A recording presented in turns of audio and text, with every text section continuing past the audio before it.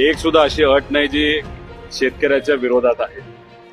पण या आंदोलनाचा फायदा एवढा झाला आपल्या शेतकऱ्याला की सरकारने मान्य केलं की या GR मध्ये अटी आहेत आणि मान्य केलेल्या अटी जे ते म्हणालेत आम्ही काढू त्या काढल्या तरच 36 लाख शेतकऱ्यांना फायदा होणार आहे.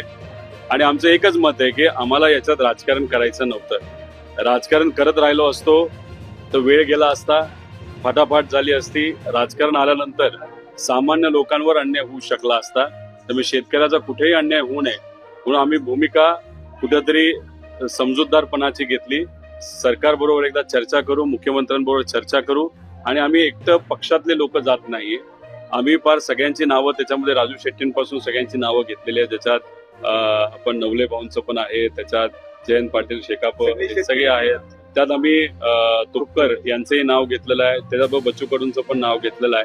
त्यामुळे यात राजकारण नाही करायचं. त्यामुळे एक या संघर्षाचा जो लोकांनी इथं उभा केला होता त्याचा एकच विजय असं मला वाटतं.